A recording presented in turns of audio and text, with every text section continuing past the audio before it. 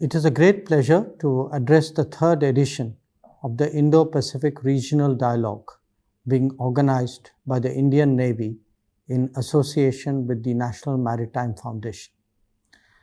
That there is such a broad participation in a conversation on this subject is a matter of encouragement.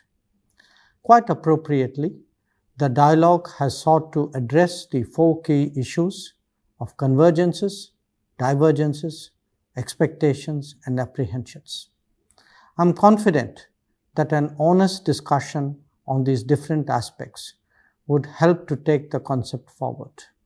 After all, as a democratic polity, we do believe in a consultative and participative manner of developing approaches that have a larger relevance. Let me first address the issue of convergence. The Indo-Pacific is a fact of life, and the question of convergence is therefore one more of perception than of reality. Even those who ostensibly have reservations behave and operate in a manner that validates the Indo-Pacific. And that validation, as you all know, is in its very seamlessness and interpenetration. In truth, everybody is aware that there is a fusion of theatres that were unnaturally separated earlier. The politics of the day apparently creates some reluctance in admitting to that. That brings me to the divergences. We could all ask why, if the realities were so obvious, that there should be hesitation or more in some quarters from recognizing what is staring us all in the face. The answer is probably in the mindset, possibly even in their insecurities. If one is steeped in the ethos of the Cold War and even leveraged it to advantage, it is not easy to accept that others can approach the world very differently, especially if the objective is to create a wider, more collaborative, and more democratic approach to achieve common good. What then are the expectations of the Indo-Pacific?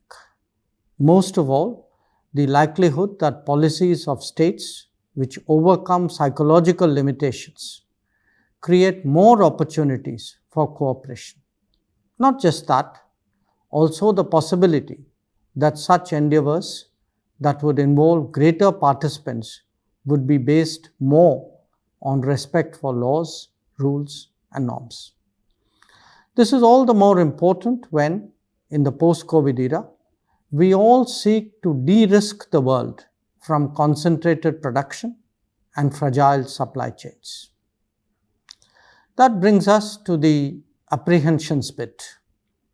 As you would have assumed by now, I do not believe that they have a real basis. As globalization advances and becomes more diversified, there will only be a greater appreciation of the interdependence and broader footprints that the Indo-Pacific expresses. Given this direction, denying the Indo-Pacific is tantamount to denying globalization. In the domain of international relations, it is natural that new concepts take time to be digested.